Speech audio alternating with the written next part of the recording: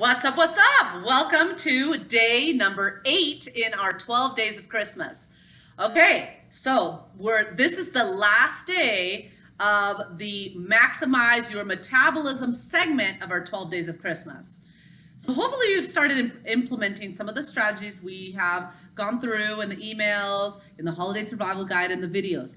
If you haven't, don't worry.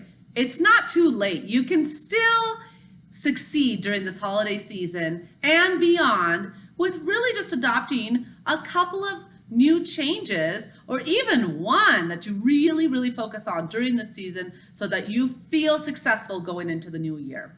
So today's strategy is going to be on planning. Now, we've been talking about all these different ideas, right? All these different strategies and habit changes, like pick one and focus on that one before you do the next. And the main thing with this, though, is that you have to be good at planning. Now, I'm not talking about getting out your calendar and planning every 15 minutes of your life during the holiday season, okay? That's ridiculous.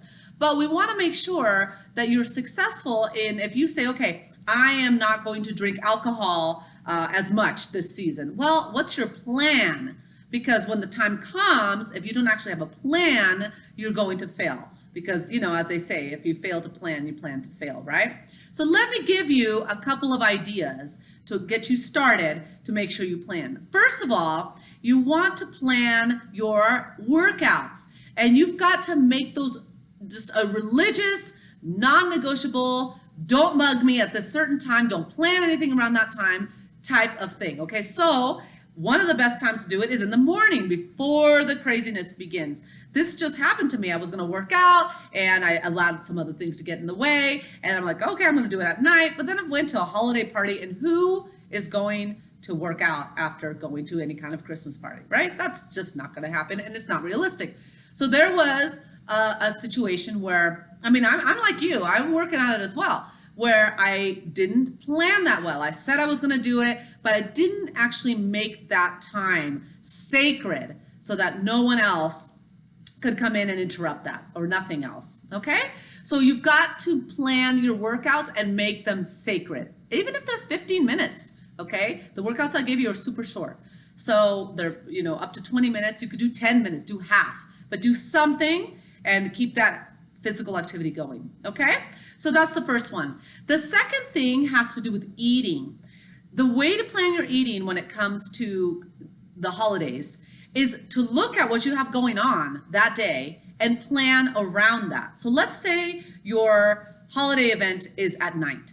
Then plan on eating healthfully during the day and, saving up the calories a little bit for the evening. So for example, instead of, having a heavy lunch, which maybe normally you eat a heavier lunch, have a little bit of a lighter lunch, have a snack in the afternoon, and then you go to the holiday party. And you don't want to go hog wild. I'm not saying be starving by the time you go to the holiday party. I'm saying eat lighter, which means instead of maybe you normally have something more starchy during lunch, instead of that, have a salad with some chicken or some fish, some more veggies. And in the afternoon, you can have some carrot sticks with hummus, or maybe a hard-boiled egg, maybe some fruit with some a nut butter. So what I mean is lighter, not eating super heavy in the middle of the day, so that at night, if you know that there's going to be like your favorite mac and cheese casserole or whatever,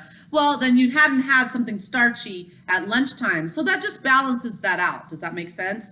And then the best thing is to then work out the following morning. That's really important, because those heavy calories, you're not going to go and work out normally afterwards. You're going to go home and go to bed. So it's great to plan that workout in the morning. Do you see how those work together? So basically, plan around those holiday meals. If you're going to have a brunch, for example, then you're going to eat lighter at night, and maybe plan a workout or a walk or something in the evening so that you can balance out what you had earlier in the day. Does that make sense? Okay, so planning is key. Plan your workouts and plan around the holiday meals so that you can still enjoy them. We're not saying don't do them, but we're saying, and of course, no one's going to not do them, but you want to have a minimal impact on all of the hard work that you've put in during the year. Or if you're just getting going, you don't want to start the new year 10 pounds heavier on top of the weight you're trying to lose, right? Super frustrating. So plan, and I guarantee that this will be a more successful holiday season for you, and you'll feel so much better about yourself when you start the new year, okay? And lastly, tomorrow we begin our final segment, our final 4 days of Christmas, where we are going to be doing lifestyle hacks. And this is very exciting because we have our 2020 Summit speakers who are flying in from around the country to help you have the best life ever in 2020. So I'm going to be sharing the video interviews we did and their specific hacks on how you can improve your lifestyle overall and go into the new year just being feeling amazing and having the most epic year ever. So stay tuned for that. It's going to be very exciting. I'll see you tomorrow.